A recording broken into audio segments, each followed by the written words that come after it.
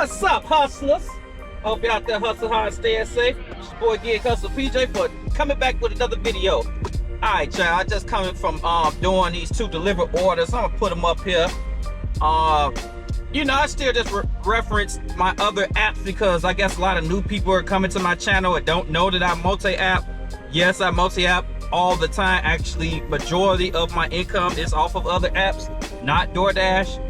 DoorDash represents mostly my gas money nowadays, give or take. But any with you who, I just showed y'all that because I kind of niched the channel down and just gonna focus on the Doordash channel, like the Mr. Beyond DoorDash dad and said. I niched it down, so I focus on DoorDash content, which what I want to talk about now.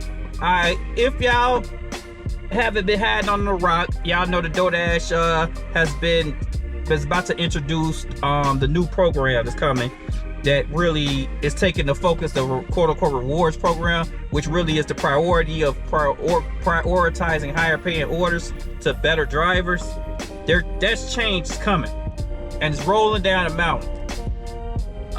It's very, very small, but I think it's gonna be everywhere by summertime, at least majority of the states, I think, or the markets, quote-unquote, by summertime, whatever.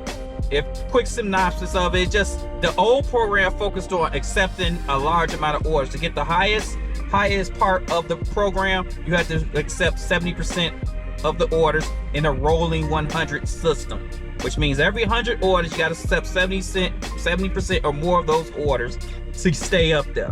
But now the new system is changing that, and not is being top heavy focus on acceptance rates. It's going to focus on acceptance rate, on time, customer rating, and completion rate. So it's going to split it up into more 4 instead of, it was like this new, the current program was split up to 3-ish, but it was highly acceptance rate based. But this one's kind of balanced it out a little more, which is why they call it the overall thing. But you know, I'll be roaming these YouTube streets, and I'll be stalking the comment section. Me being a creator, I like to read comment section because that's what the people think, what the people, you know, talk about. That'd be like the real person, especially in sections like Reddit. I go to Reddit a lot to read on the DoorDash post just because they can hide the identity, so you gonna get the real most of the time. You got some weirdos, it's always gonna be that, but you gonna get majority of the real. And it kind of like trips me out that it's like, it's people out here that are mad about the new program coming. They upset, they don't want this new program, or they are mad that the program is going to be more balanced. It's almost like Stockholm syndrome to me. Like, I'm not even trying to be funny or nothing, but it is like, hey, those y'all don't know what Stockholm syndrome is. When somebody gets like kidnapped or taken, or like a country comes and invades and take over your rights or whatever.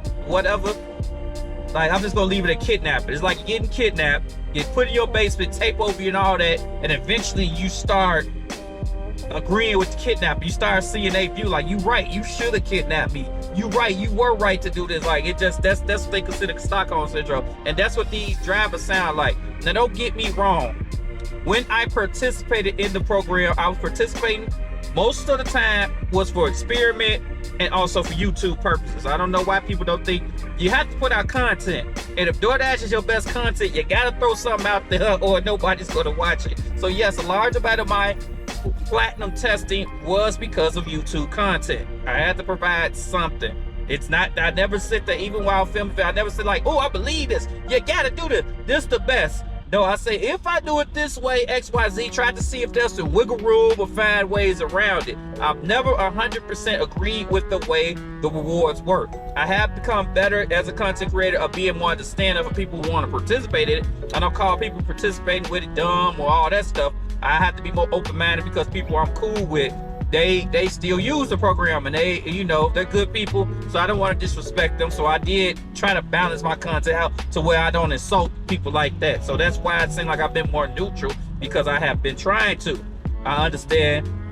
Same thing with DoorDash. I'm not dumb. I know it's a business, even though I don't believe in this day and age, in this economy, there should be any $2 or $3 orders. Those should not exist. DoorDash, y'all should take the hit, because we don't run. I don't have no app. I'm not running the app. Y'all are. And that's what killed me with certain other content creators. They try to make things the driver's fault. No, DoorDash is sending the orders out. I'm not sending the orders out. So how can it be my fault for me getting a $2 order, seeing a $2 order and complaining about it, but it's not DoorDash's fault for sending it? That's always weird to me. Anyway, who? So people are actually like, they don't want it because some of the mostly the full-time drivers, because that's one thing the program really leaned towards is full-time drivers. There's no way around it. Most of the full-time drivers feel like they're going to have to divvy up their orders, which prior to 2020, I believe that's when Doordash came around, so summer of 2020-ish, give or take, there was no programs. There were just, you're out there, you at proximity of the restaurant they need an order delivered from, they send it to you. That's it. And then eventually you get put in the algorithm. If you get 5-star ratings with customer stuff, they try to link you back with that customer because the customer had a good experience with you. So that's how you get better orders. That's how you, and I believe that system was at that time the fairest system. It doesn't matter what order I accept or decline. Not as much, but it matters of my customer service, being on time, and all that stuff that it seems like this program is leaning more to.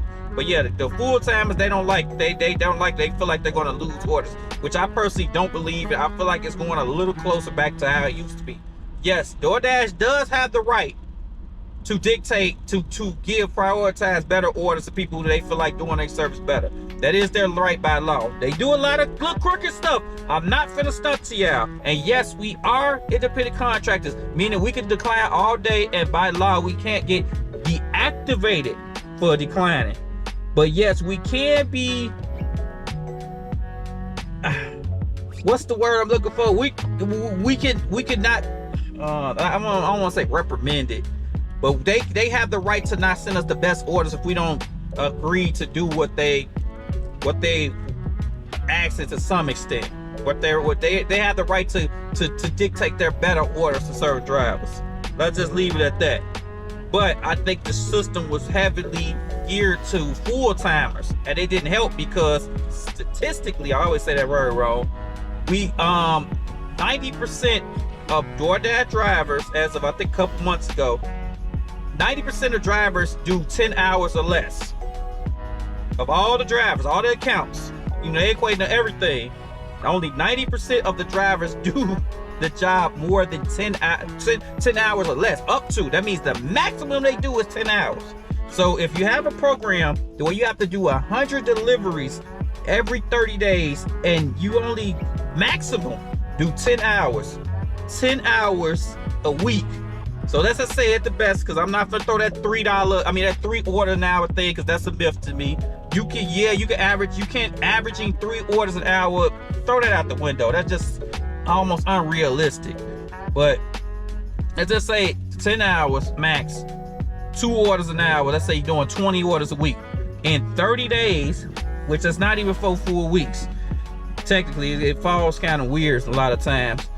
That's only like 80 orders. So your majority of the population of people working for your company cannot even experience the highest tier of your company. Only 10% on average can. That's very unbalanced. And you can't tell me out of those 90% of drivers that they are all bad. They just don't have the time to put a bunch of hours into DoorDash.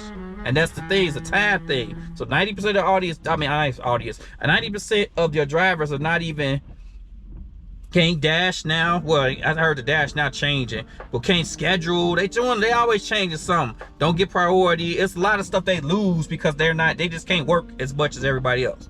So I honestly feel like if I had to put my last dollar on something, I think that's why they were what